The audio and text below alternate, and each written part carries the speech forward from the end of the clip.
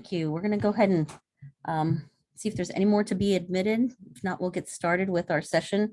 It's 2:01 Central Standard Time here at the University of Iowa.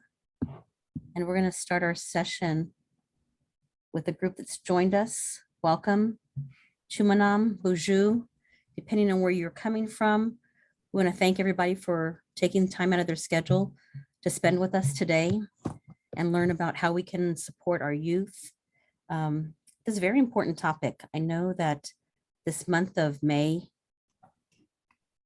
is Mental Health Awareness Month, and we've decided to spend some time to address today's youth and all the issues and stressors that they face and how sometimes it can be overwhelming. And we want to discuss with Dr. Gonzalez today some coping strategies and how do we support our youth who are struggling. We know it's in their DNA to find strength through culture and tradition as we focus on our topic, hope and resilience of American Indian Alaska Native youth. In the chat box, you're going to see a few things besides the welcome. I have the post-event survey link provided for you, and I'll speak to that in just a few minutes. And I'll post it a few times throughout our session. We can go to the next slide. If you look at this lovely map of the US, you'll see that there are 10 regional centers that help in the mental health field with various communities. Our center, the National American Indian Alaska Native Mental Health Technology Transfer Center, specifically focuses on our Native populations in the K-12 School Mental Health Supplement Project. It allows us this opportunity to serve our people, looking at our traditions, our culture, and how to continue to support and remind us how we are resilient, how we are strengthened by our culture, and how our culture is our prevention in many ways. Next slide. We are funded by SAMHSA, and our office is supported by many other federal agencies as well. Please note that the content of this event is the creation of the presenter, Dr. Gonzalez, and the opinions expressed do not necessarily reflect the views or policies of SAMHSA, HHS, or the American Indian Alaska Native MHTTC. At the end of today's event, it'll be important to note a few things will be mailed to you. As a registered participant, you'll get links to the presentation slides and the recording. Because this is being recorded, please be mindful to mute your microphones. That's really important. In addition to that, we want to invite everybody to be respectful of other people's opinions and commentary. If you feel like you want to share something aloud, Dr. Gonzalez will give breaks here and there in between to invite you to share some thoughts throughout today's presentation. If you just want to put them in the chat, you're welcome to also do that, and we'll address them towards the end. But we ask that you please be respectful of other people's opinions and comments. I will also continue to post the survey link. It's really important that you take some time to fill out our GIPRA form. It is anonymous. You can fill out as many of the questions as you want to, or as few as you need to, but it helps us show our funding agencies the important work that we're doing and how we are able to serve Native communities across the country. So please take some time, either at the end of today's session, when you get the follow-up email, to fill out that evaluation form. Thank you. It's really important to recognize, although we're gathered virtually today, we want to take time to acknowledge the land and pay respect to our Native nations whose homelands were forcibly taken and inhabited. Here before you, you have the land acknowledgement that was created by 3 of my teammates, Alla Driscoll, Keely Driscoll, and Mr. Sean Bear. I'd like to give you a few moments now to please take the time to read this.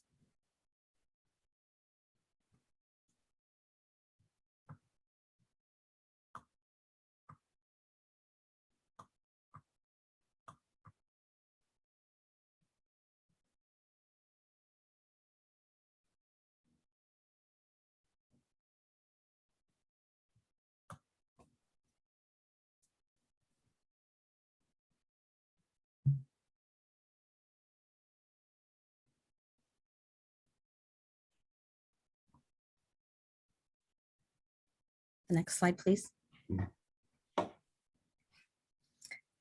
Today's event is created and partnered with a team of people who serve in our office with the K through 12 MHTTC. We have our program co-director here before you, Teresa Brewington. She serves not only as the co-director for the National American Indian Alaska Native Mental Health K through 12 program, but also with the Native Child Traumatic Stress Initiative, Category 2. She's an enrolled member of the Kahari tribe and a descendant of the Lumbee tribe, and currently resides at the Meskwaki settlement family. The next slide. I'm Dr. Allison Bays, and I'm a member of the Tapilam Kwaitekan Nation, and I've served Native communities across the country for over 25 years, and it's really important to me in the work that I do and how I serve Native communities to be culturally responsive, to think of what the needs are of the community that I serve. And so I'm very grateful to have this opportunity to work alongside the ladies in the next slide. As a part of our team, we have 3 graduate research assistants who support our office.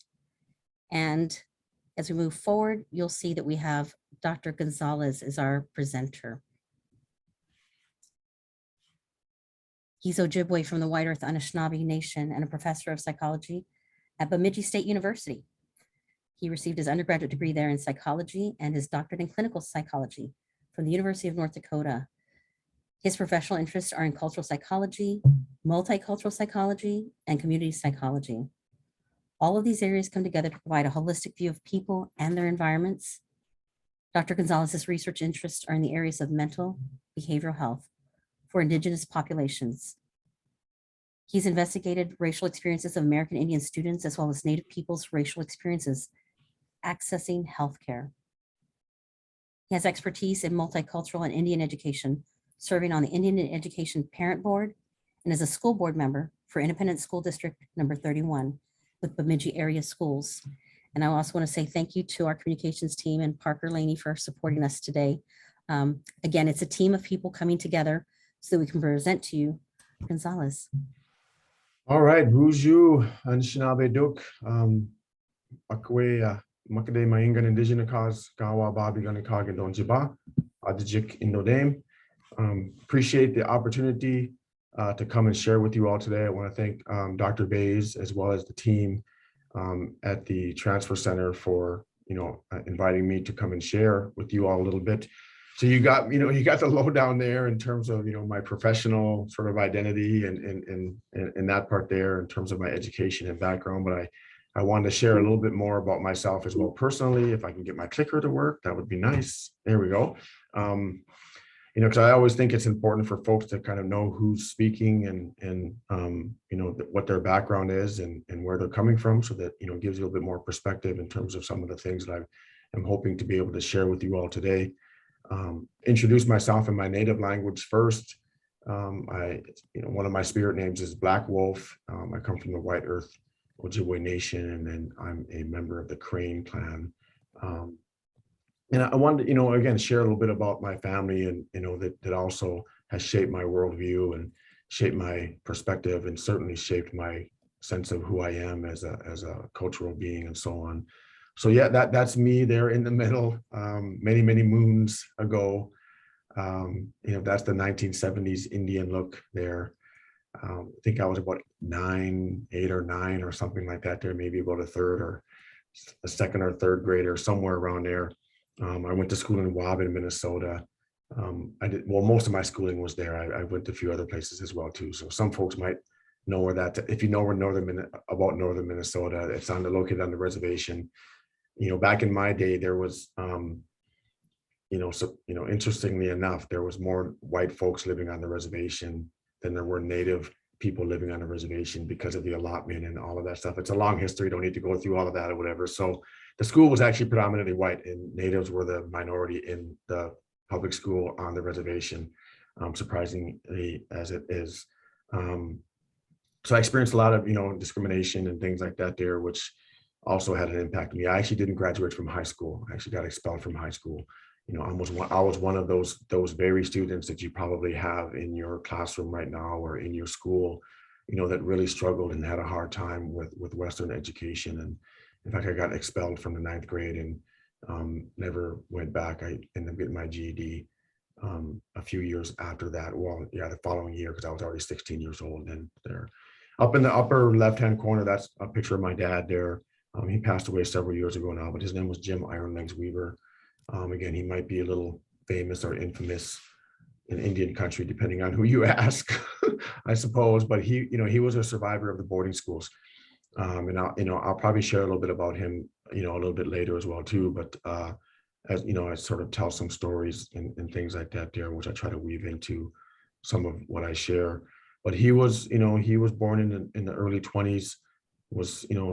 They came and got him when he was about 6.5, 7 years old. Sent him to Pipestone, Minnesota. As actually there was a boarding school down there, which is about 150, about 180 miles actually from the White Earth Indian Reservation. And then he ran away when he was about 13 years old and was basically on his own from that time, because both his parents and grandparents died when he was in boarding school with some of his siblings there.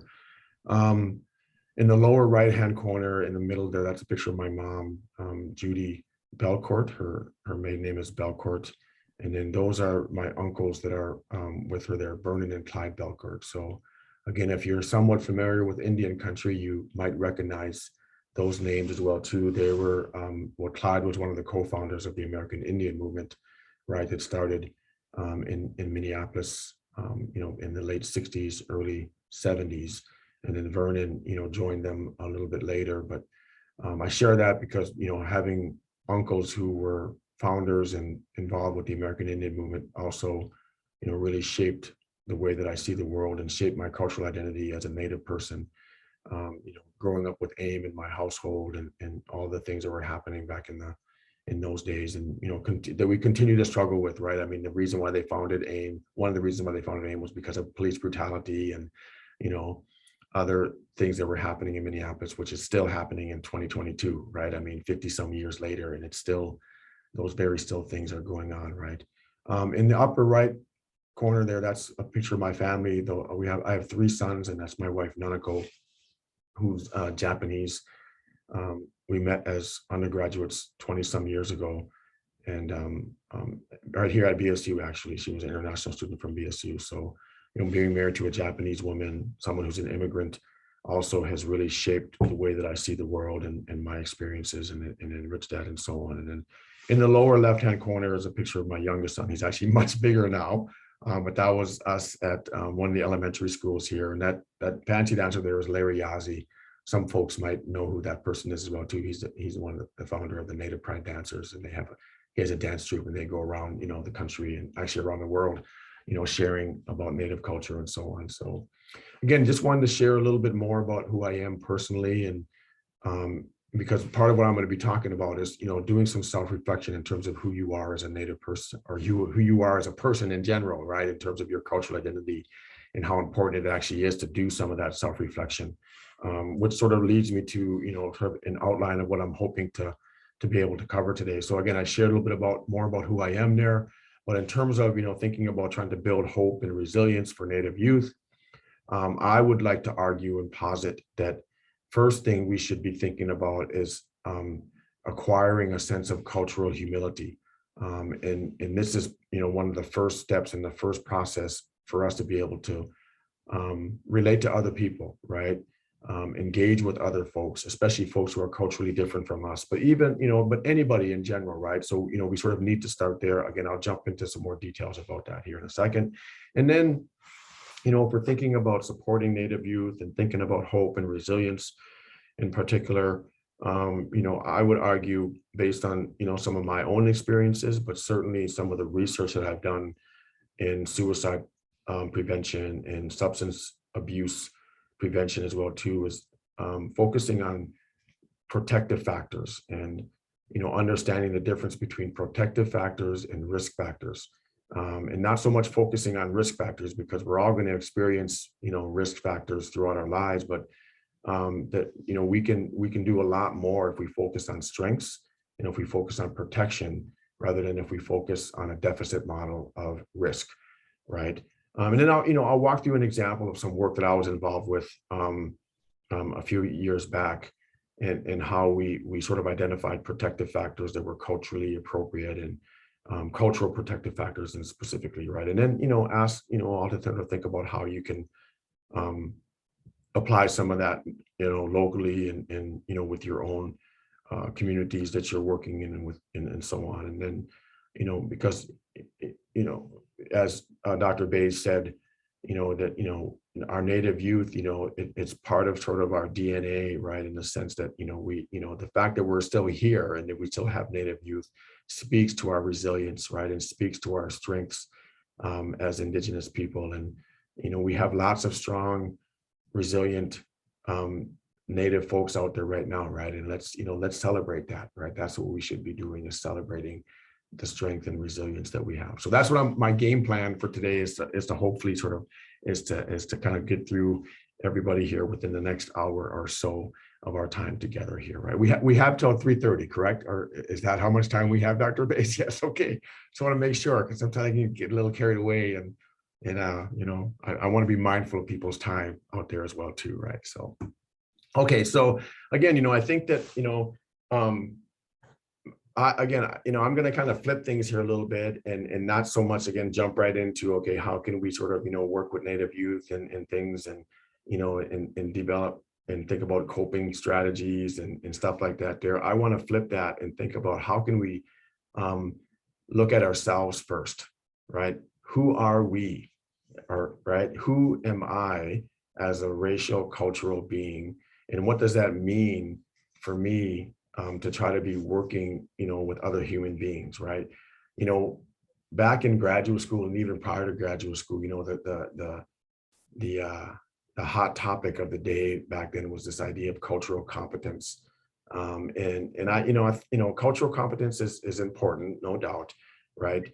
But I think that, somewhere along the way that this idea of cultural competence and whatever that possibly means, along with this idea of being culturally sensitive and so on, sort of has lost its value and it's lost its sort of, effectiveness, I suppose, to some sense.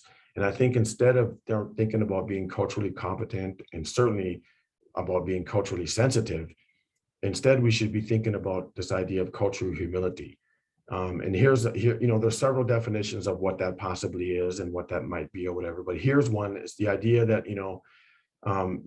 that to be able to work effectively with someone from a different cultural background, you have to have this ability, right, to be outward or other oriented in terms of your interpersonal stance, right? And then in terms of how that affects your relationship to other people's cultural identity. And what's important to other people, right? I think that that's really, really significant that we should be thinking about, right? And it involves sort of these three different sort of dimensions when we think about cultural humility, right? There's the first process and the first step is sort of looking inward, right? Trying to think about, who are you again, right? What is your cultural background? What are the values that you believe in and so on? So, gaining some self-awareness about who you are as a cultural individual, right? Your cultural background and your cultural identity, right? And then sort of thinking about how do you relate with others and then specifically valuing other people's cultural backgrounds. That's, very, very important. And then that allows for this opportunity for growth in terms of moving upward, right? So that's sort of, some of the ways that people are sort of thinking about this. More specifically, I would argue that the idea of cultural humility involves this commitment to lifelong learning, right? It's sort of this ongoing basis that we need to sort of, be committed to, particularly in terms of working with our students, working with the communities that we're involved with, certainly working with our colleagues, and then, ourselves as well too, that, it doesn't sort of, that's, I think that's one of the faults of this idea of cultural competence is that it's sort of, people assume that you could take a 3-credit college class or you could take, an hour and a half training and all of a sudden you're culturally competent. It's, it's a lifelong process. It takes, years. I mean, I'm still learning, right? And I've been, I'm 55 years old. Well, I'll be 55 in November, so I'm not quite 55, but I'm 54 years old, right? And I still make mistakes. right? There's still so much that I have to learn. And I mean, I've been married to a Japanese woman for, 20 some years now, and I still find myself sleeping on the couch every now and then, so because there's these cultural sort of miscommunications that happen, right? Where I don't sort of, you think Native people are collectivistic, Japanese people are much more collectivistic. And sometimes I don't, sort of read between the lines there or whatever, so it's a lifelong process, right? And then, another big part of this idea of cultural humility is the importance of doing some self-reflection, right? Again, I think, that was one of the other faults, I think, with cultural competence is that everybody assumed to become culturally competent that you need to learn about the other. But the first step should really be learning about who you are, right? Who are you? Where do you come from, right? What are your belief systems? What is your family history, right? Where did your family come from, right? Doing some self-reflection to really be able to understand yourself, right? With this idea of being open and having some humility to be able to understand others in order to build some real, genuine, and trustworthy relationships. If any of you joined, came to the other presentations that I gave a few months back, right, is that, one of the things that actually is so powerful in terms of helping Native youth, both at the K through 12, but at the college level as well too, is for Native youth to be able to trust their teachers. That was one of the most single powerful predictors in terms of those students being successful. So that's really important. I mean, and again, you need to be able to do some self-reflection to know who you are, and then what your values are, what your beliefs are. Again, I'll go into this a little bit more. That basically allows you to be open, right? And have some humility to be able to engage with others and develop, some really genuine and authentic relationships, right? And another sort of way to sort of think about this in terms of, breaking this down a little bit, especially working in an educational institution or educational system, right? Is that, again, you have this, this first component of this lifelong, process, this critical self-reflection, again, starting with yourself in terms of who you are. And then, sort of, looking at and thinking about, again, in an educational situation or, setting of trying to mitigate, using that culture of humility to try to mitigate these power imbalances that are inherent in the student-teacher education, professional teacher relationship, right? Those power imbalances are sort of inherent sort of in that relationship already, but, it's important that we try to mitigate that as much as possible. And because what that does is that allows for some empowerment of our youth and our families in particular as they engage with the K through 12 education system, right? And then, taking it a little bit further and sort of thinking about, this idea of institutional accountability, which is really talking about trying to develop a cultural openness within your institution where people are valued and different cultural backgrounds are valued and so on, right? And again, sort of what this looks like here, right, is a little bit more here. You can sort of see how that looks in terms of applying this idea of cultural humility. Again, this lifelong process, doing this self-reflection.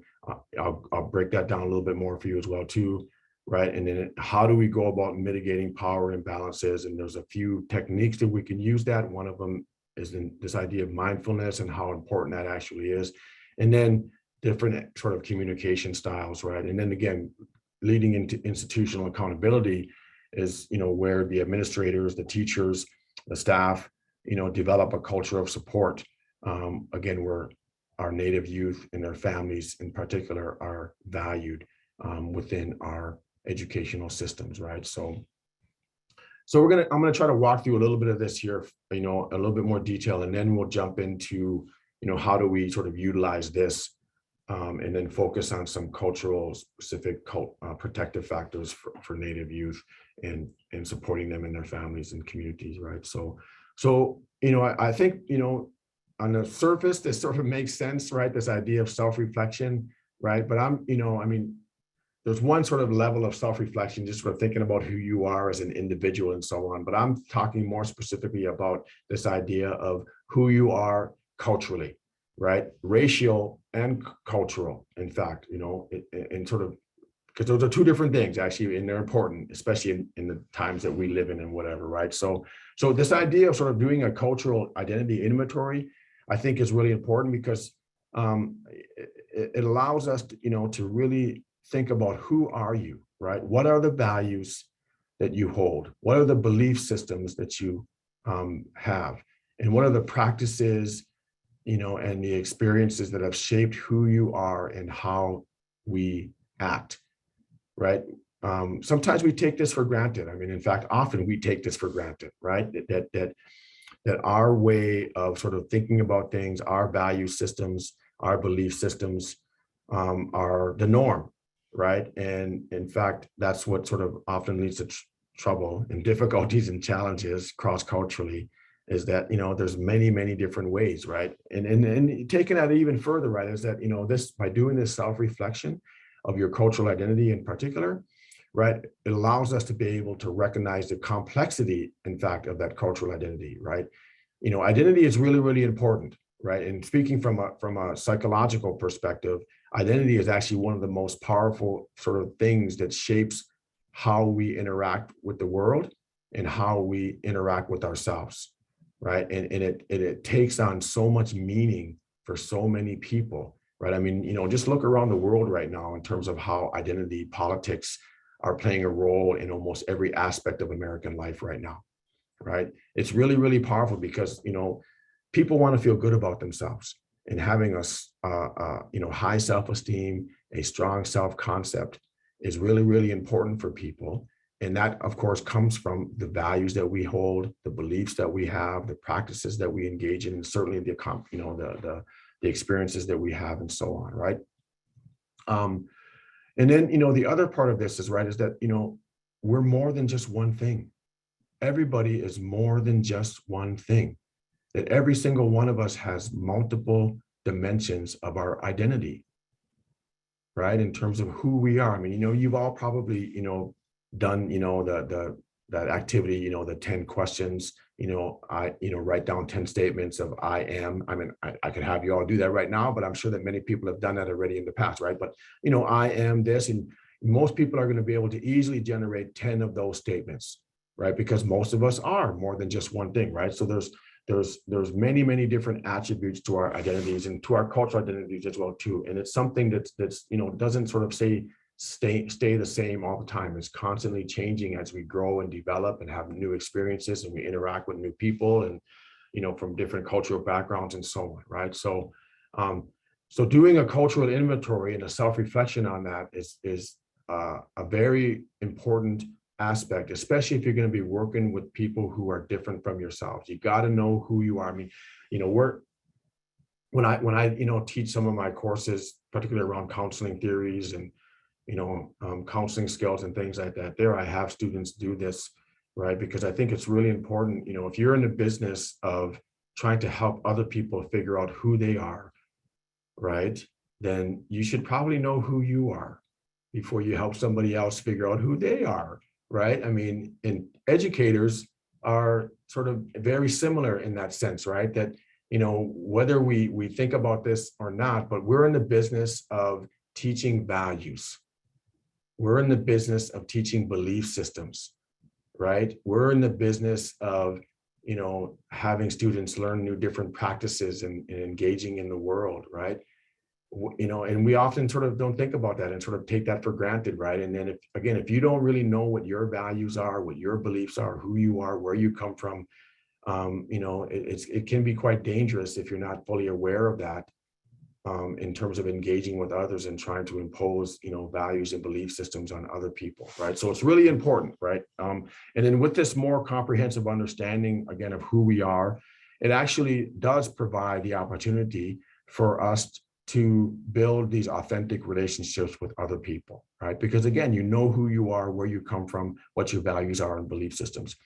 I'm not going to have you all do this here right now, but here's, a few tools. And this is one tool that I often use with my students. And, one time, if I do a workshop with folks in person, I'll have people actually work on this and kind of go through this. But, this is adapted from a few other articles and some colleagues that sort of do work in this here. So again, there's many, like I said, there's many aspects to your cultural identity, right? And here's just a handful of those, in terms of your gender, your race, your class, your sexual orientation, and so on and so forth, right? And each one of those there's multiple different ways that those things impact our lives, right? In terms of, how do you identify that in terms of that dimension? What are the manifestations in terms of the values that those things and the belief systems that are associated with that particular dimension of your identity, right? How do these different identities interact with each other? Because they do. There's this idea of intersectionality, which is really, really important. And then what privileges or not, right, that you have that are associated with those different senses or those different aspects of your cultural identity, right? And then how do but how do other people in fact see you, and how do other people experience that aspect of your identity? Again, we often don't think about that. In fact, most of us don't sort of actually think about that much at all, right? But it's really, really important, because that is, there's this interesting, I don't know if it's a paradox or not, but there's this interesting phenomena that happens, right? Is that although we may identify in many, many different ways, we're often identified by others in very few ways, right? Does that make sense? So think about that for a second. We often, of course, we know that we carry around these multiple identities, right? In terms of who we are, I'm a Native person, I'm a man, I'm a father, I'm a husband, I'm a professor, right? I have all these identities that, I'm a son, and, I'm an uncle. I have all these identities that I carry around with me or whatever. But that's sort of the phenomena, right? Is that most other people don't see that. They only see one or two things about you. You're identified by other people in very limited ways, right? And it's typically the ones that are most salient. And that's how people interact with you, based on what they sort of identify you with initially, right? So that's why it's really important for us to sort of be aware of how those things manifest, right? And how those different identities that we carry around with us impact other people and relate to other people and so on, right? So, when thinking about, again, and normally if we were sitting, in a space together and sharing space together, I would actually take about 5 to 10 minutes and, maybe even longer, and have you all sort of, work through that. But real quickly, I'm going to have you sort of think about, this slide here for a few minutes, is that, choose one or two aspects of your identity that are actually most salient to you right now, right? Whatever that might be, right? Because again, identity is something that actually is fluid, and depending on the context that you're in, any one dimension of your identity is actually going to be more salient than others, right? So for example, if I'm at a powwow, right, and my nativeness is somewhat salient, but it's not so much. It's actually more salient if I'm the only Native person in the room. You know what I'm saying? Because then it's sort of obvious, right? So depending on the context, it's going to change and it's going to be salient or whatever. But think about that, right? In an educational setting or whatever, working with students, working with families, whatever, what sort of aspect of your identity, and then sort of ask yourself these questions, right? What values and beliefs are associated with those aspects of your identity, right? And then what privileges, do you have or not have based on those aspects of your identity, right? That seem to be most salient within that context, right? And then, even more important, right, is, how do you think your students experience that sense of your identity, or that aspect of your identity, right? And all of the sort of the assumptions that folks make, or that they make about that one part of your identity that sort of seems to be most salient in that context, right? That's going to impact and affect the way that those students and families are going to interact with you. If they have some assumptions about what values are associated with that most salient identity that's present to them in that space, right?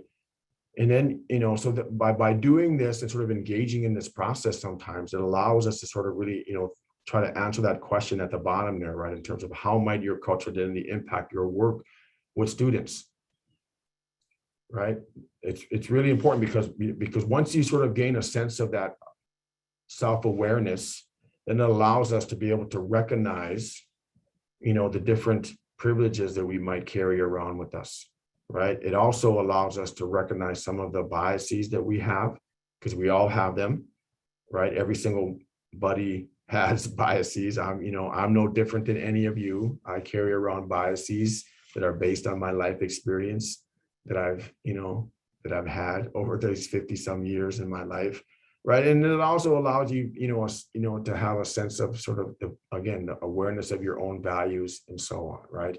And in having that, leading to this sort of question and trying to answer this question, why is self-awareness important for working with students, right? Why is self-awareness important for working with students?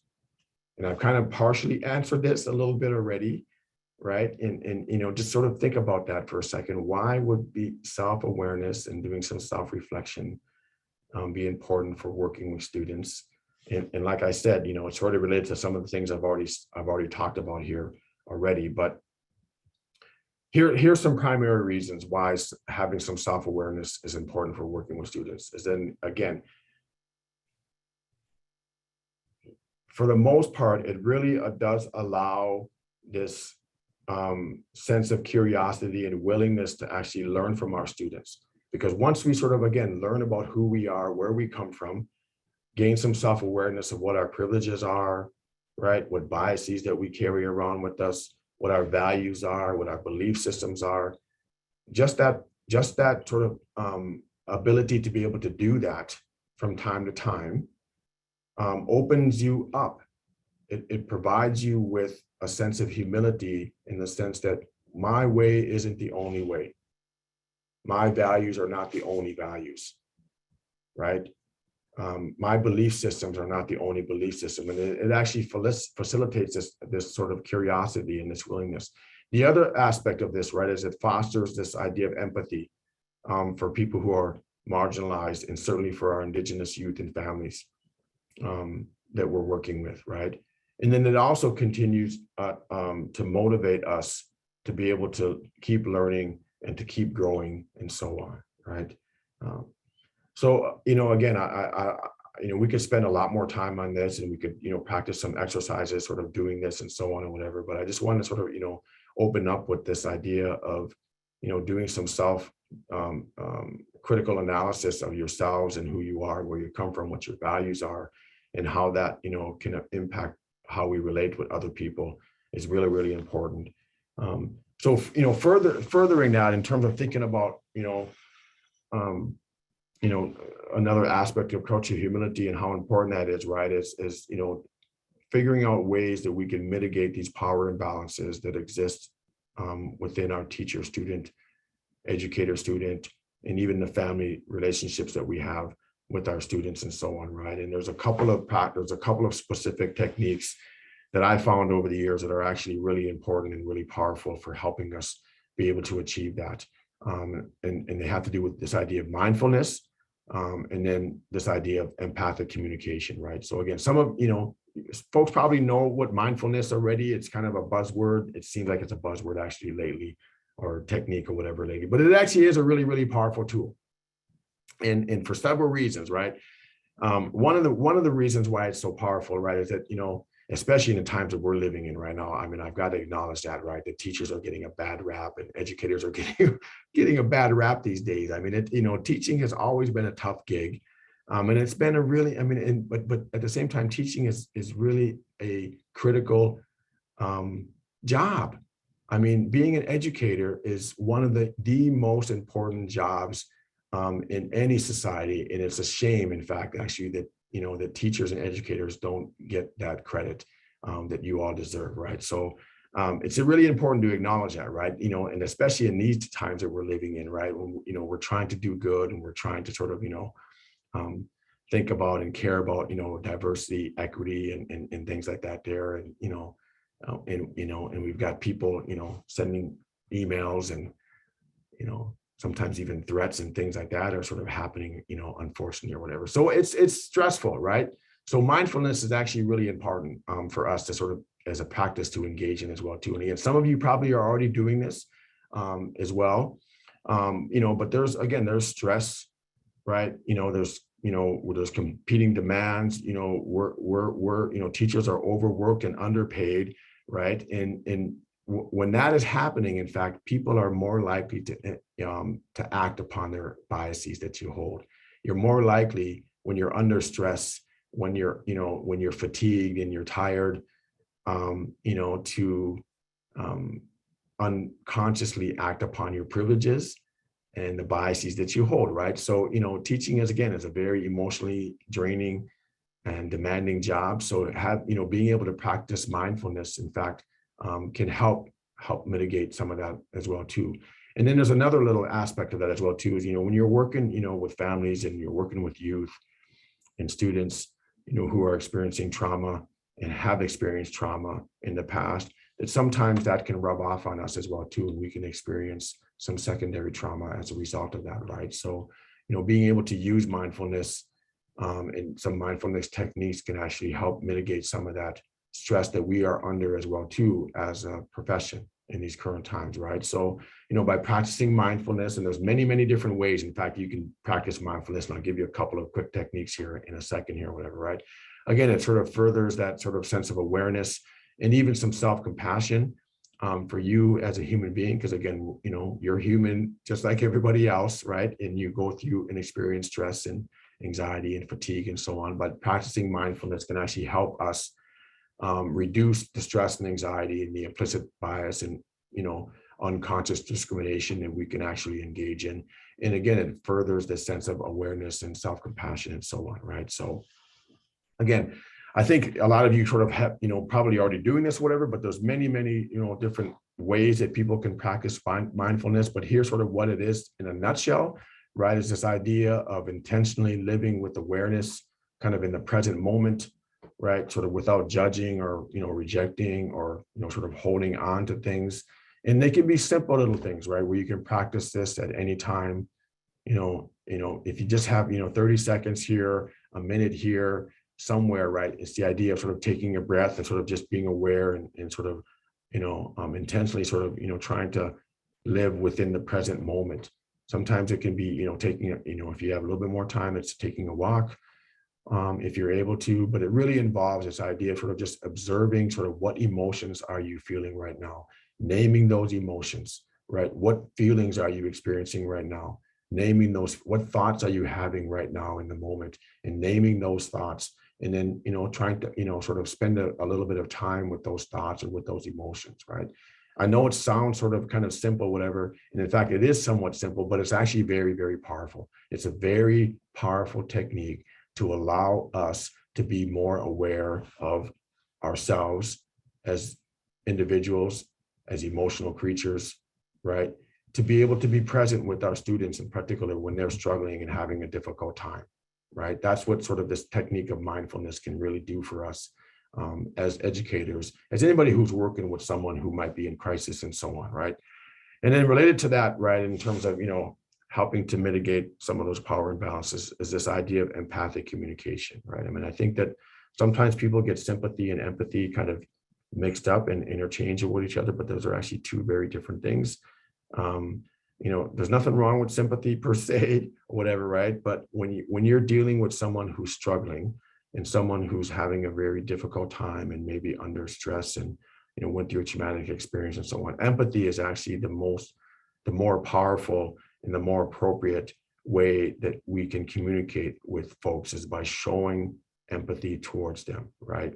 And what it really involves, I mean, again, I think most people have a basic understanding of this. Most people sort of think about it as sort of this idea of trying to walk in someone else's shoes. That's the common analogy sort of that's used around, this idea of empathy, right? But really, and that is sort of, a part of it, right? So what it really involves, right, is that, being able to sort of feel and share, an experience and an emotion with another person. And if we can do that with our students, that can be a very, very powerful way for us to be able to connect and, again, develop those trusting relationships with your students and with the families of those students in particular, right? The idea of empathy, which separates it from sympathy in my mind, is that there's this validation component to it, right? That you're actually validating the other person's experience. You're validating the other person's emotions, even if you don't have the answers, right? You don't have to actually have the answers, right? It's not, I think that's where sort of sympathy and empathy sort of gets mixed up, is that people want to jump to, sort of a conclusion or a solution right away, right?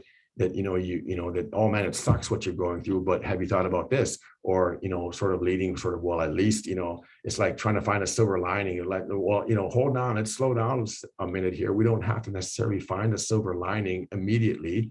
Let's just experience this together at this moment. That's the idea of empathy. And that can be really, really powerful, again, for someone who's going through trauma, someone who's going through stress, right? If they just, they don't always need a solution handed to them right away. They just want to know that they're being heard, right? They want to know that that the other person feels and understands what they're going through, right? So that's, I think, is sort of, one way to, to really think about that, right? Okay. So, again, moving on, a little bit more here to sort of thinking about, the sort of last sort of dimension of culture humility, at least in terms of how we can carry that forward and think about our own educational settings in our schools and that we're working in terms of institutional accountability, which again is, in my mind, is the idea of creating a culture of support system-wide, right? I mean, again, we know that, you all are here because you obviously care. You all are here today because, you have some sense and some awareness already, right? And that you really do care and want to do good work, right? What we want to do is we want to get everybody in your school to think that way, right? We want to get everybody in your school to care and have some sense of awareness and create this sort of culture of support across the system, right? And that's what this idea of institutional accountability is sort of about. And then, there's many layers to this as well too. And I'm kind of quickly going through some of this because I do want to get to, looking at some specific cultural protective factors and things here or whatever, right? But this idea of institutional accountability, right, which lends itself to furthering cultural humility, is the idea of sort of, again, creating an inclusive curriculum, right? Making sure that your students are represented in the curriculum in your classrooms. Make sure that they're represented in the space of your hallways and on your classroom walls and things like that there, right? Trying to increase, access to opportunities for those Native students in your schools and in your classrooms, right? How diverse, is the staff in your buildings, and trying to increase that, because that's really important as well too. This idea of representation, it actually does matter. And there's research coming out these days that show how powerful that actually is, right? And then certainly, doing some monitoring and sort of, constantly sort of monitoring that and, doing some evaluation. That's what that monitoring and feedback is about, professional development, which is why you all are here right now. And then, just trying to think about, are there other ways as well too that you can, make sure that your schools and your buildings are being, accountable to your Native students and your students of color, right? So it's really sort of, asking, ultimately sort of asking these questions here that I have, what is your school already doing, to support this idea of cultural humility? And again, I would argue that cultural humility is a much more powerful way than thinking just about cultural sensitivity or cultural competence, right? And then, identifying what your school is already doing, and then, what other things or what are some changes you would like to see happen in your school or in your buildings or, in your communities even, to support this sense of cultural humility, right? Just to kind of recap this sense of cultural humility and how important it is, and then, I'll jump into sort of, okay, how can we, go forward and provide a couple of specific sort of ideas around protective factors and things like that there, right? Is that, it's really, again, I can't stress enough how important it really is for people to do this self-reflection and do a critical self-reflection, right? In terms of who you are, where you come from, what are your values, what are your belief systems, especially, in terms of who you are as a cultural individual and who you are as a racial individual, and how does that impact and interact with your students in your buildings and in your classrooms and so on, right? That's, again, it's really, really important. And then, practicing some ways of sort of self-care, of trying to mitigate that power imbalance that already exists for you. And what that does is that it allows for empowerment of Native students, because we've been disempowered for so long, for so many generations, in fact, right? And we still are, I mean, whether we want to admit it or not, but again, if you joined any of the other presentations that I provided a few weeks back or a few months back now, I don't even know time in COVID time, and I don't even know what month it is anymore. But if you came to any of those, you heard me say before, right, that unfortunately our students, our Native students in particular, are still experiencing oppression in our K through 12 education systems, and we need to work as much as we can to try to mitigate that, to try to empower them to be successful in our classrooms, right? And again, that's where the institutional accountability comes from, right? So, having said all that, I would argue that again, developing some sense of cultural humility again allows us to begin to instill some hope and build some resilience within our youth. And the reason why or how that happens is because once again you go through that process, right, of understanding who you are, what your experiences are, what your values are, what your belief systems are, what your privileges are, what your biases are, and so on. Then we sort of know what protection and what risk feels like, right? Because we're human beings as well, right?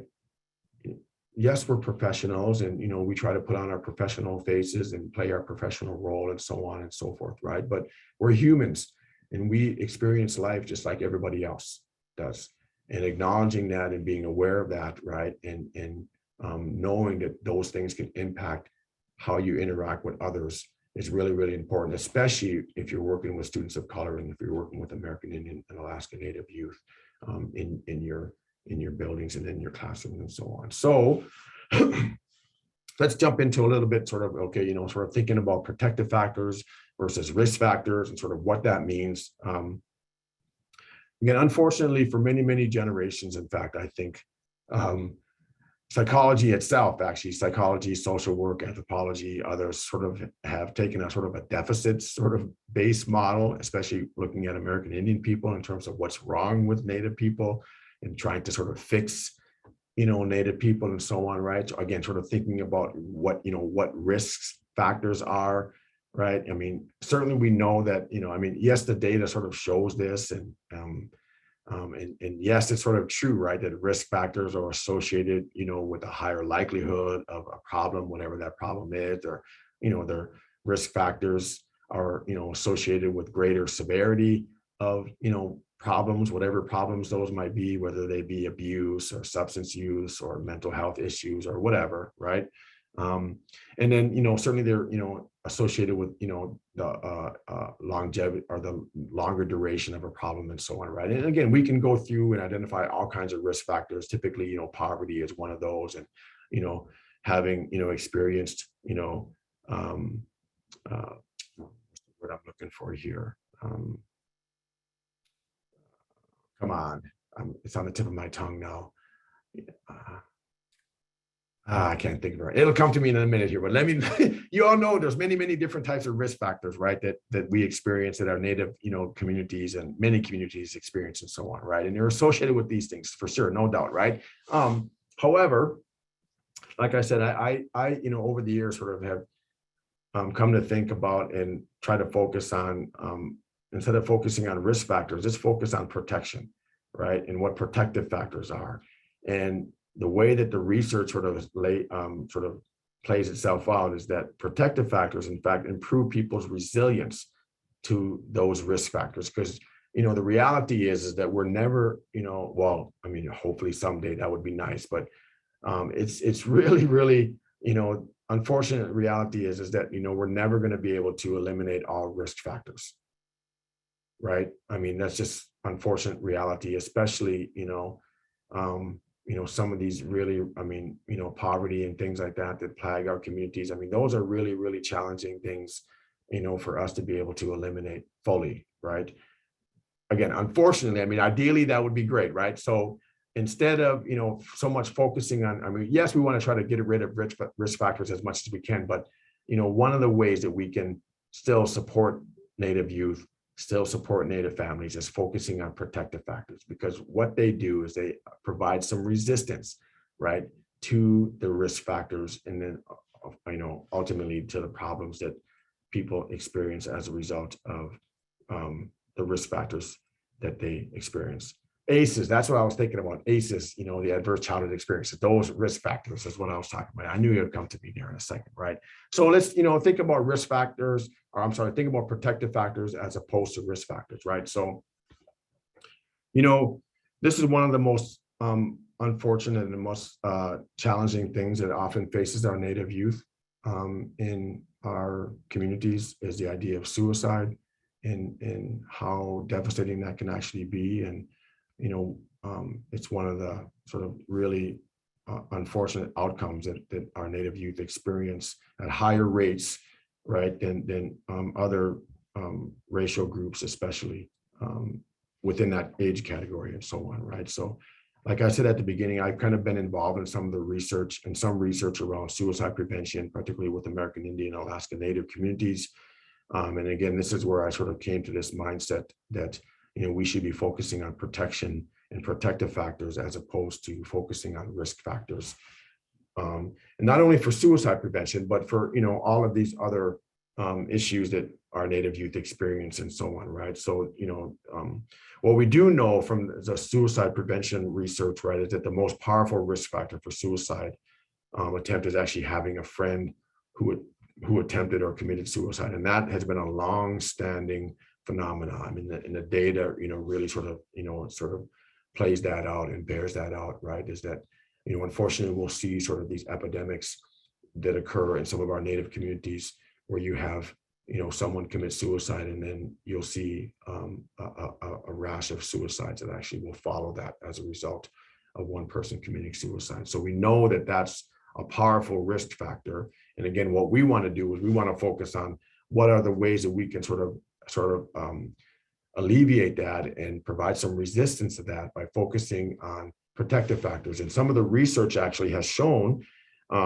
not only that I've been involved with, but other people have been involved with as well too, is that by simply increasing 3 protective factors was actually more effective at reducing the probability of a suicide attempt than actually decreasing risk factors themselves, right? And again, the research basically, plays itself out and bears this out over decades now of doing this stuff in Indian communities, right? And these were the 3 protective factors from this particular study that was done back in the late 90s, where they found that, discussing problems with family and friends actually functions as a protective factor, right? Focusing on people's emotional health and identifying emotions. And again, this is where mindfulness actually is really important, right? I mean, if we can practice mindfulness, we can help our students practice mindfulness, and just that act in and of itself of practicing mindfulness helps us with our emotional health and helps youth with their emotional health, being able to name those emotions that they're experiencing at any given time, right?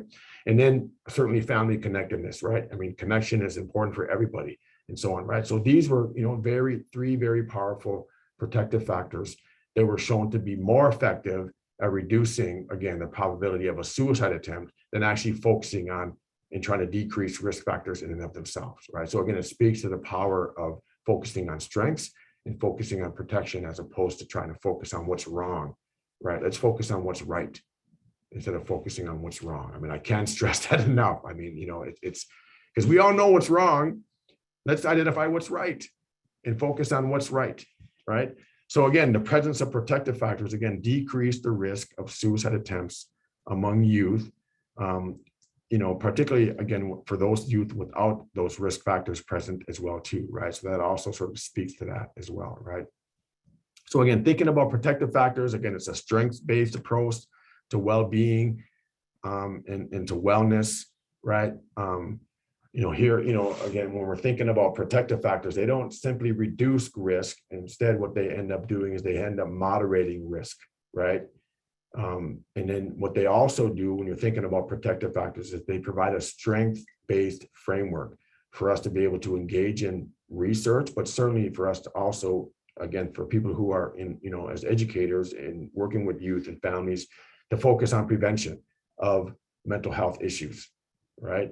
And then it also, again, provides a positive framework for working with youth and communities, particularly when they're confronting a very painful issue such as suicide, but certainly, any other type of trauma that Native youth are going to experience, particularly around, adverse childhood experiences and so on, right? I mean, losing a parent, right? Having a parent incarcerated, losing a job. I mean, these are traumatic experiences for youth, right? And unfortunately, our Native youth, experience those at higher rates than others, right? And they can be very, very painful. So, what we should be trying to do is think about protection in terms of protective factors and what those are. So I'm going to get to some specifics in terms of what those actually are here in a few minutes, right? Or in a minute or two. So, okay. Again, a little bit more further, let me just sort of put these up here and kind of walk through this. I've kind of said this already in a few different ways here, whatever. Again, thinking about protective factors, again, highlights some of the work that's already been out there. Again, it shows the importance of protective factors, specifically the ones that are culturally appropriate, right? Traditional culture, I mean, Dr. Bay said this as well too, is that, that culture is treatment, culture is medicine, right? And how powerful that actually is for Native youth, in particular in Native communities, right? Is that it functions as a prevention model and as a treatment model as well too. And then, thinking again about a health and well-being promotion approach to resilience when we're thinking about protective factors. So I'm not sure, how many people, do we know how many people we have on here? I mean, they're from all over the place or whatever, right? So several years back, I had the fortunate opportunity to work with some folks up in Alaska, and part of this project called the People Awakening Project. And I'm not sure if folks actually have heard about the People Awakening. It's been around for quite a while now, so I'm hoping people have heard about it in some of the offshoots of the People Awakening Project. But the people, let me just give you a quick little background about the People Awakening Project. So it was actually developed by some Alaska Native leaders and in the Native community up there in Alaska, along with a guy by the name of Jerry Mohat and Jim Allen, who were at the University of Alaska Fairbanks at the time. And I came in sort of midway through. It started actually about maybe 10 years before I came up to Alaska. And the idea is that there was this, it stemmed out of this, there was a special newspaper report that was published in the Anchorage Daily News, which I don't even think actually operates anymore up there or whatever, but it was all about it was called A People in Peril. And it painted this really, really negative picture of Alaska Native people and their struggle with alcoholism up in Alaska, right? Yes, the things that were in the report were true, I suppose, right? That Native people in Alaska were experiencing alcoholism at higher rates and all of those kinds of things or whatever, right? But it really, it just focused on what was wrong with Alaska Native people, you big folks, Athabascans, other Alaska Native people up there or whatever, right? So some of these Alaska Native leaders came to Jerry Mohat and others at the university and said,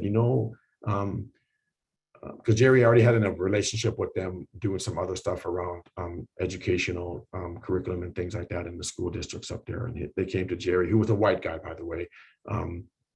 I said, you know what, Jerry, we're tired of, white folks always talking negative about us and saying what's wrong with Indians and what's wrong with Native folks and things like that. Or can we ever talk about what's right with Native people, right? What are our strengths and things like that there, whatever, right? So Jerry and some of those Alaska Native leaders, they start to work with the community and they developed this thing called the People Awakening Project. And they actually did like 250 interviews with Alaska Native people across the state of Alaska to identify sort of these, what they call pathways to sobriety, right?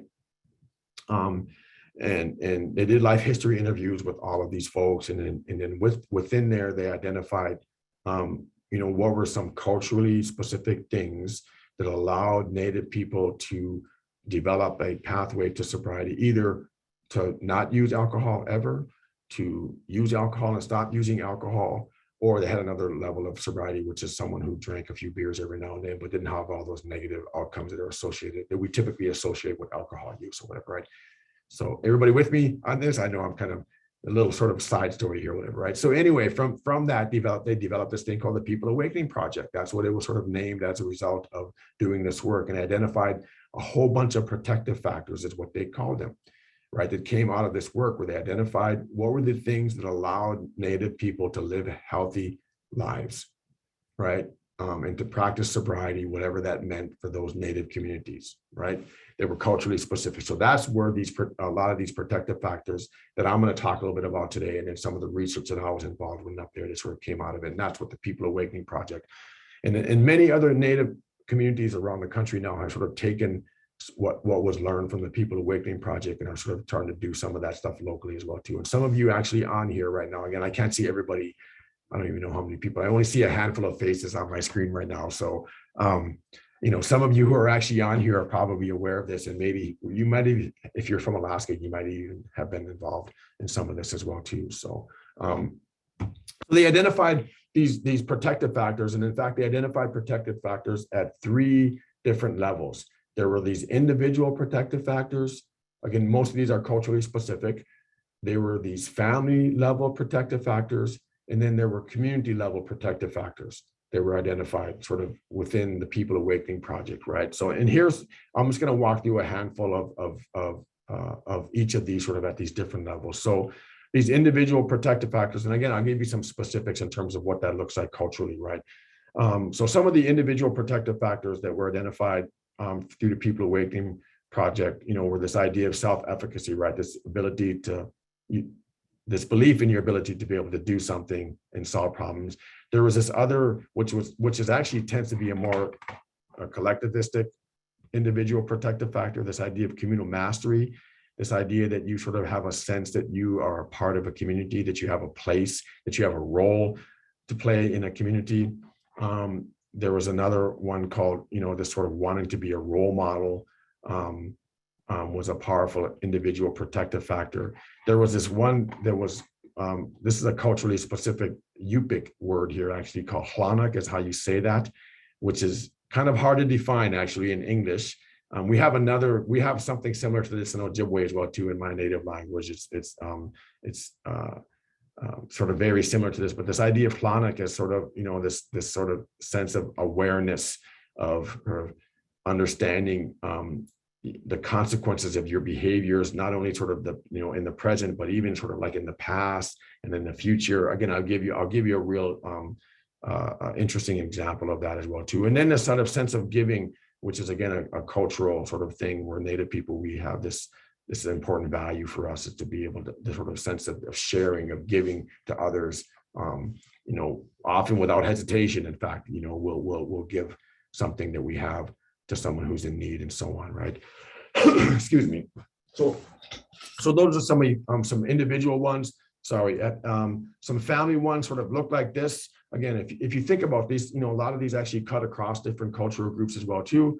The sense of sort of affection and praise, that family members recognized, youth within that family in very specific ways culturally in terms of how you go about showing that, right? Because there's different ways of showing affection and praise across cultures, right? And Native people have a certain way of doing that as well too. Again, being treated as if you were special, the idea of sort of clear limits and expectations that were being placed on you as a family member within the family. So these were some of the family protective factors. And then there were some community level protective factors as well too, which involved, sort of safe spaces and places to go in the community. That there was opportunities for Native people or for youth, to be able to go and do positive things, that there were role models in the community and so on. Again, this is not rocket science, folks. It's these are sort of common things that you'll find across many different cultural groups, right? But certainly there were some culturally specific ways, which I'll talk about here in a moment, not only for Yupik people, but for other Native groups and Native families or Native communities as well too, right? So, excuse me. So let me give you an example of what this idea of hlanak means, or the sense of awareness from a Yupik perspective, and it actually very strongly relates to my Ojibwe value system as well too. Here was an example of that. There was one of the women, Maggie Wassuli, who was actually interviewed for the People Awakening Project. From her life history interview, this is what she said, which really exemplifies this idea of hlanak, or mindfulness and awareness, right?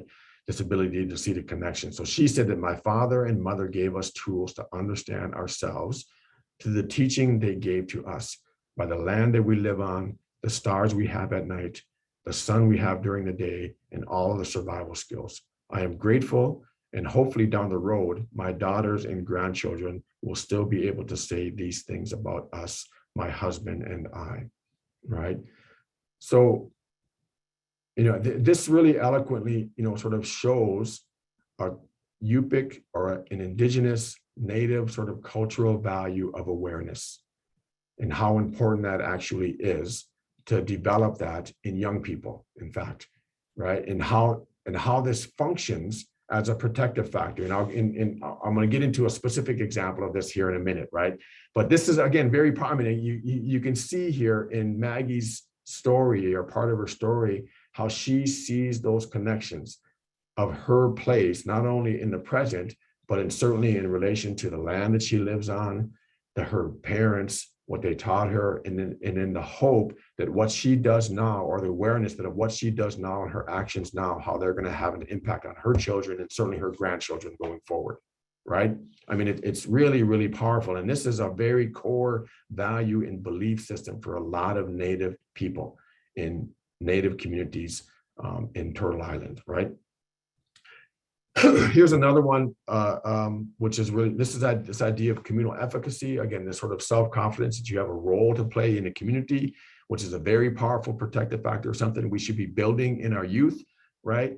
Or, trying to instill in our youth. Arvin Dole actually said this in an interview where he said, I remember when we started hunting and fishing, we got a lot of praise from our relatives and our elders, and it helps build our self-esteem. Nowadays, it seems like there is less importance on it. But in the villages, when a young man or catches their first seal or their first moose, they still have celebrations, and that helps to build the ego and self-esteem of all the young people. This is a really, really eloquent example of this idea of communal efficacy, right? That everybody has a role, everybody has a place. In my Native culture, in Ojibwe culture, we have this. We actually have a ceremony when a person harvests their first deer. When you go and kill a deer, and then you harvest that. And in fact, when I killed my first deer, I only got like one meal. I only got one meal out of that deer. We basically had to I had to go around and give all the deer meat away to other elders and stuff in the community or whatever, right? And at first, when it first happened, I was kind of like, what? I was so proud of myself of being able to shoot my first deer and skin my first deer and all that. And then I only get one meal. I was like, come on, But then obviously I learned the lesson of that or whatever, right? It's that you have a role to play. You give away that, and you have a ceremony. You celebrate that, right? That teaches young people that the importance of the role that they have in the community, of giving back, of sharing with others, right? They're an important member of the community, and so on, right? Okay, so those are a couple of examples of some specific protective factors. Let me, so what we did, when I was involved up there is that, after they gathered all these interviews and we identified all these protective factors, we worked with several communities, but one specific community initially to actually see if we could develop a prevention program working with youth and families to try to increase is not the right word, but build upon these protective factors for youth in that particular village. And there was one community up there that we worked in specifically initially because they experienced they had like 10 suicides in a 3-year period of a village of less than 700 people up there. So just think about that for a moment in terms of how traumatizing that actually is and how traumatizing that would actually be. Everybody knows everybody in a village of 750 people or less than 700 people, right? Just think about that for a second, right? And they had like 10 suicides in that community in a 3-year period. They were struggling.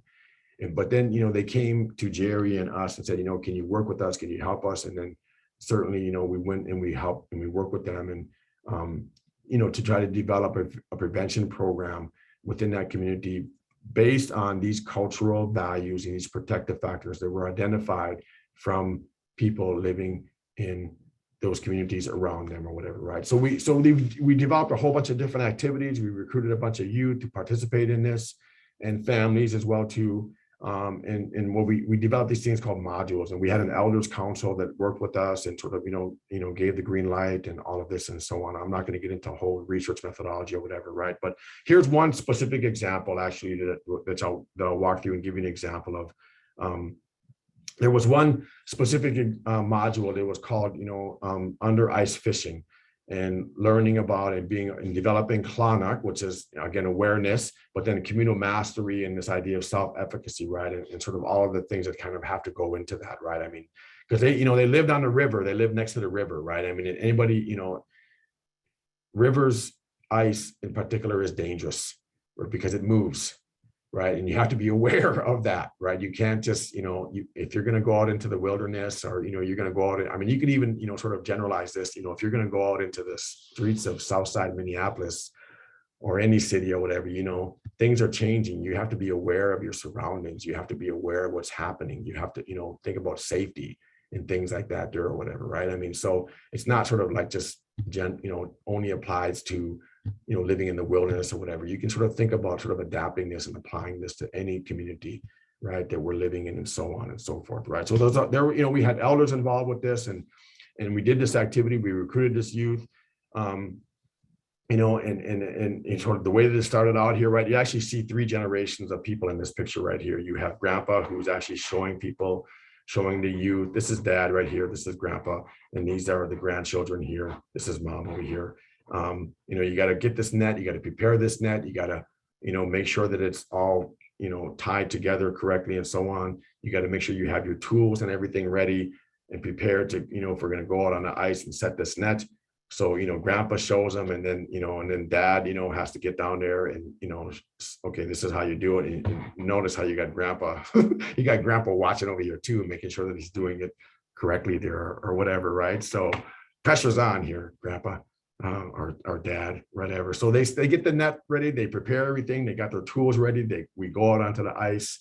You gotta dig a hole, right, in the ice. So we dig a hole, we set the net, we come out the next day and, grandpa picked the right spot. So we have some fish the next day. That would have been a bummer if we didn't have any fish the next day. That would have been kind of like, oh man, we got to do this again. But so we got some fish the next day, right? We pull out the net and so on. And sure enough, we got fish there, right? Everybody's enjoying it. Even this little bitty guy here who's like, excited that we've got some fish and so on. And then of course, what happens is that, the youth who are participating in this, we basically, give the fish away to the elders in the community.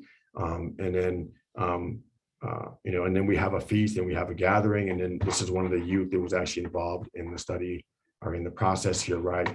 We have some youth that are involved in this and then they get to share and they get to share about their experiences, right? And share that in a community, in a communal space with the elders listening and other family members listening and so on, right? And that again is building this idea of protection and protective factors for the youth, right?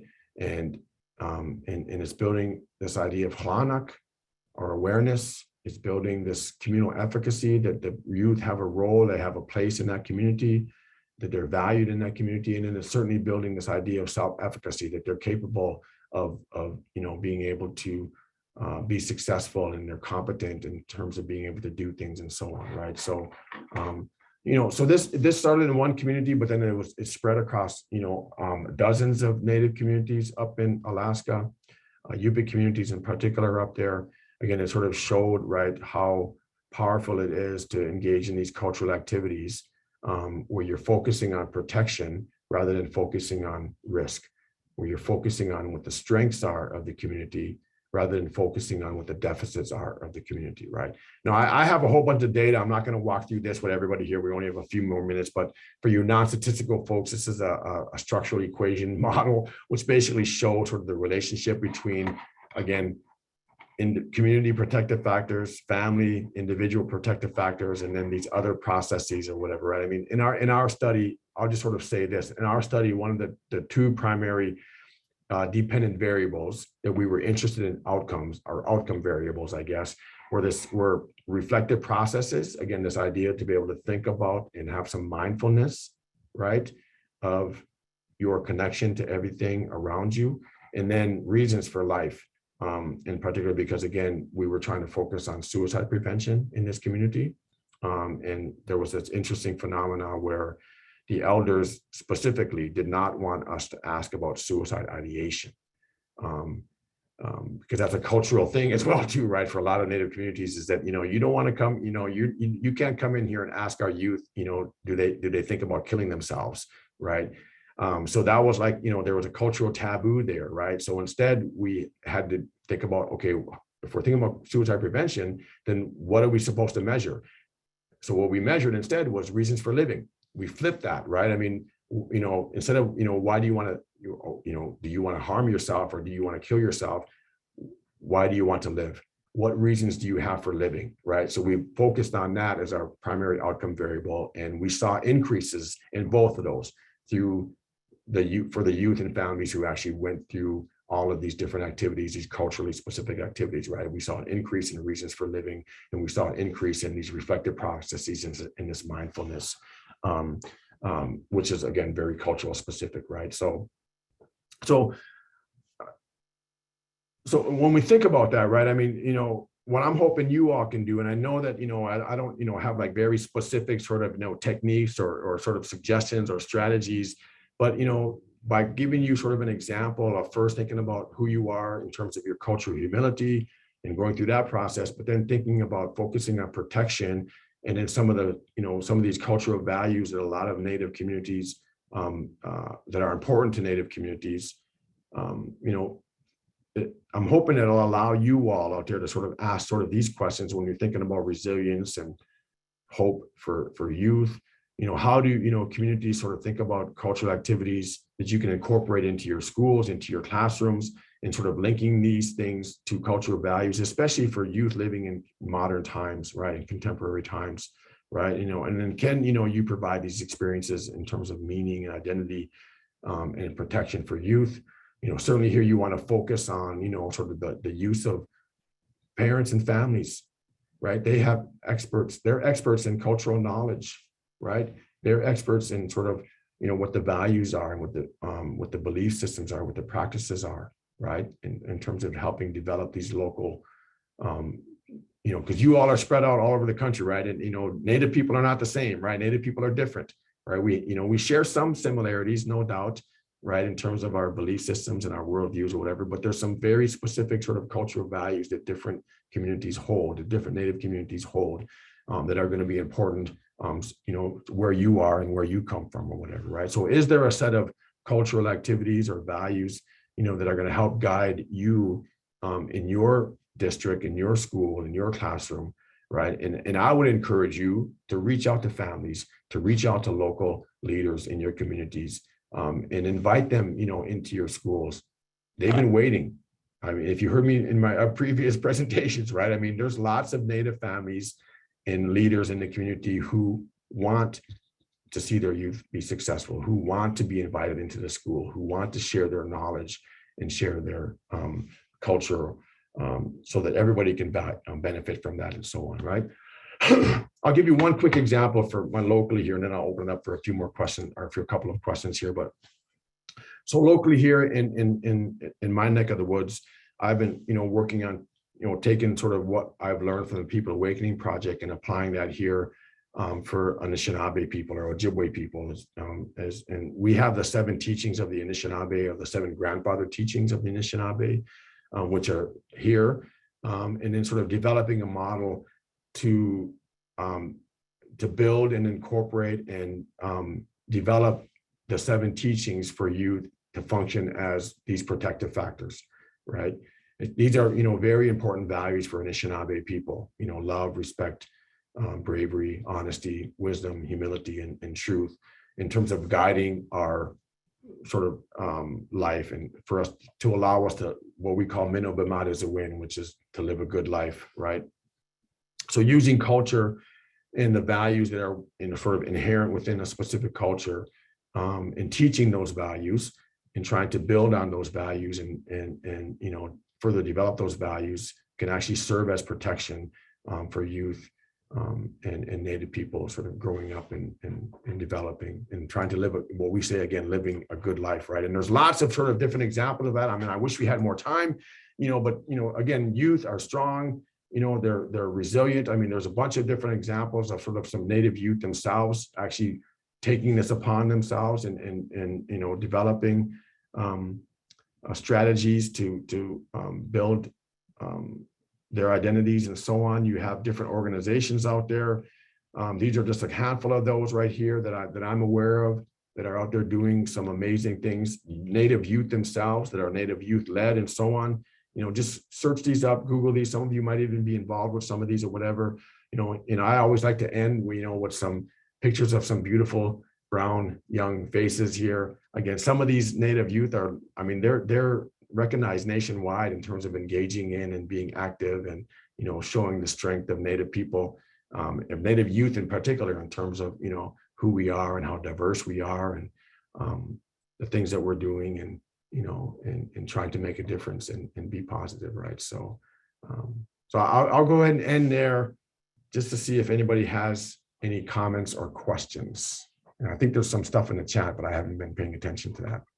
So, Miigwech.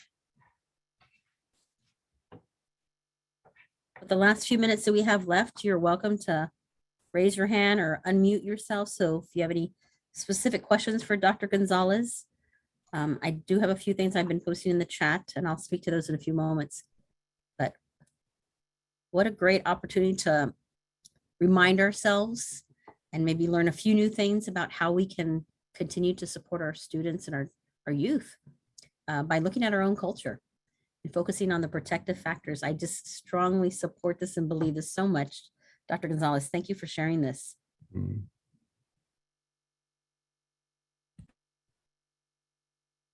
Any comments or questions?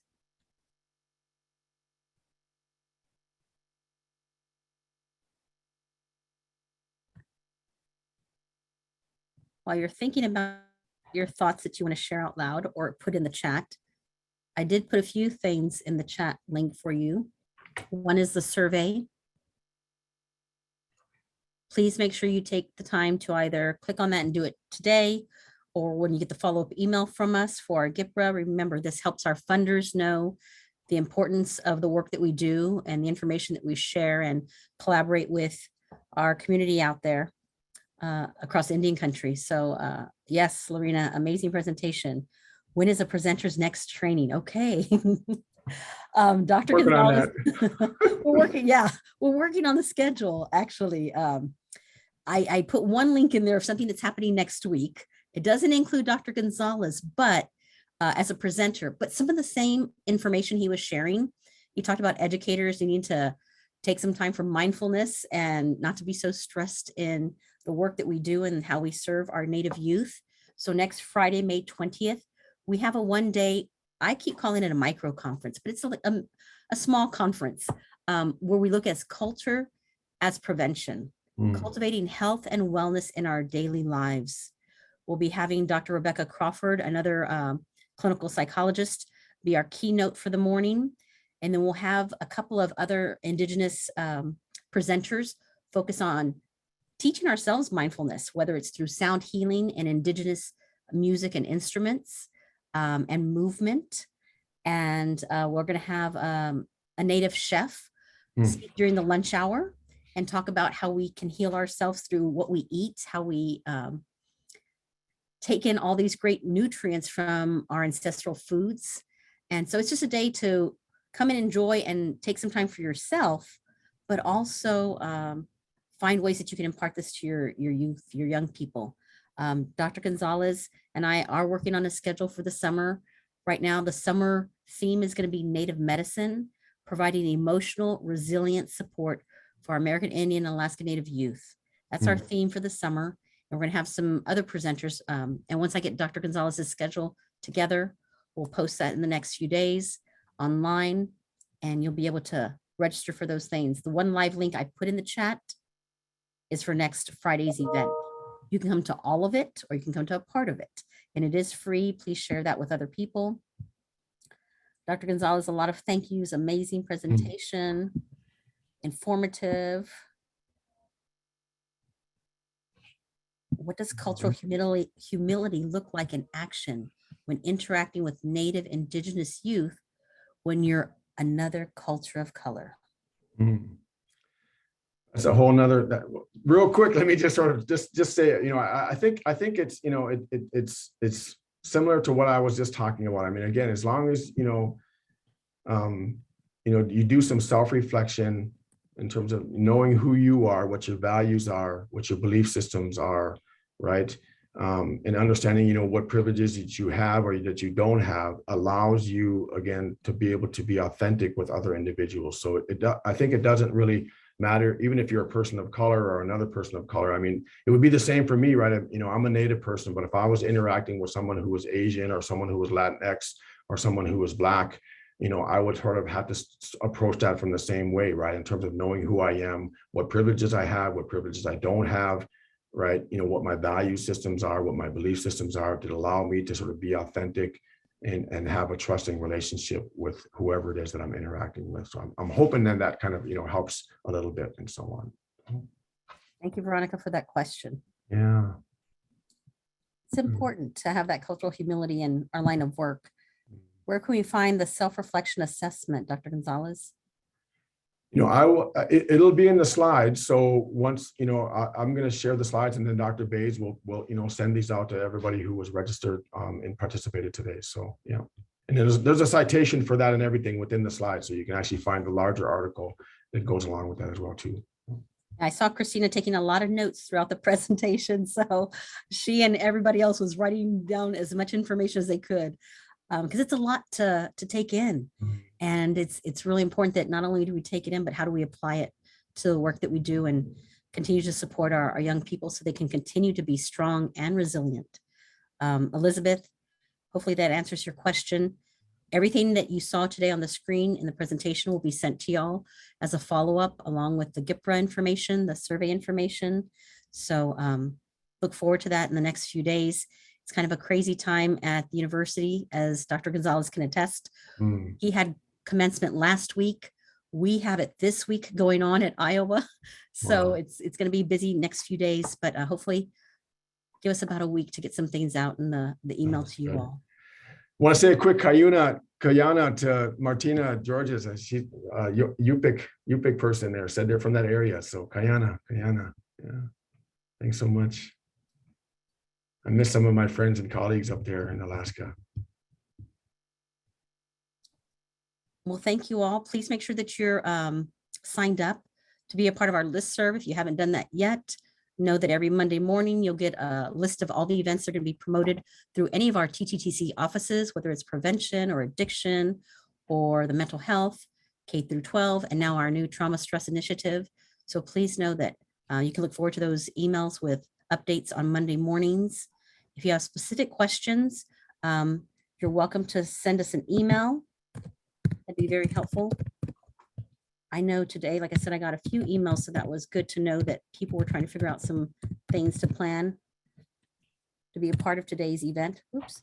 I put my email here in the chat box, and it's a lowercase a for Allison. But please, we appreciate your time, and we want to say thank you for being a part of today's event. Thank you, Dr. Gonzalez, Miigwech, Nalit Sam, Thank you to everybody.